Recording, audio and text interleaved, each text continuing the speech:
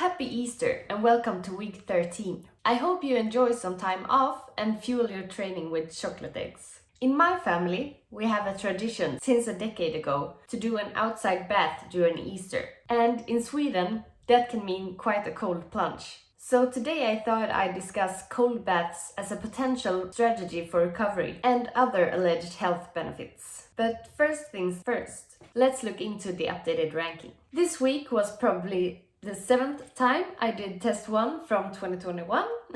However, it feels like good preparations for the upcoming CrossFit quarterfinals to do some redos of the old quarterfinal workouts. This workout has a time cap of 10 minutes and consists of 3 rounds of 10 strict handstand push-ups, 10 dumbbell hang power cleans and 50 double unders, followed by 1 minute rest and then 3 rounds of 10 kipping handstand push-ups, 10 dumbbell shoulder to overhead and 50 double unders.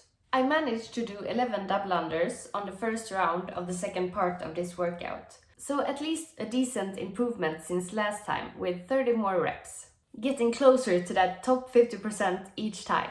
My new score of 241 reps gives me an updated worldwide ranking of 3,341. Will be interesting to see if this ranking matches my official results in a couple of weeks.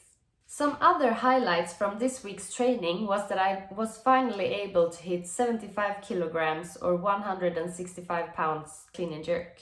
Very pleased about that.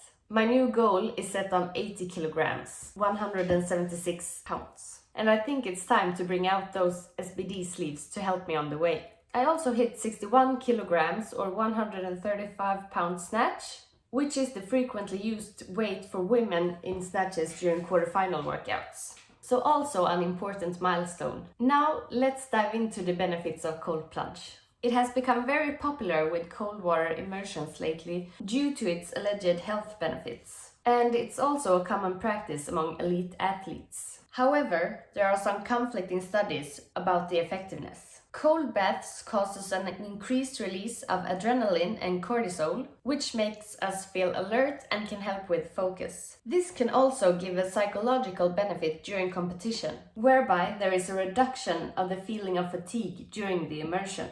The cortisol does also have an anti-inflammatory effect, which could help with recovery. But it's also the reason why cold baths can limit hypertrophy if you do it right after your training session. The exposure of cold increases your metabolism short term and improves blood circulation, which could help with flushing lactic acid and other waste products and potentially improve recovery. It can also give a competitive advantage because of the delayed onset muscle soreness. If you emerge longer than 5 minutes, the cold causes a release of dopamine, a molecule that is known for elevating mood, enhancing focus, attention, and goal-directed behavior. Some people also argue that cold exposure builds resilience and grit, because you have to force yourself to stay in the cold water, although the impulse is to escape. This practice to challenge yourself can help you stay calm when confronted with other psychological stressors in real life. We have all seen the games athletes in their ice barrels. However, as I said initially, there is still a lack of evidence for some of these benefits. During longer, important competitions, it can definitely help with performance. But in training, if done right after your session, it can potentially mess up your gains. I try to do my cold baths on rest days or before my sessions. That was it for this week. Remember that consistency is key for all worthwhile things in life, not least when it comes to training. If you want to see other recovery strategies that I use, check out my evening routine for optimized sleep.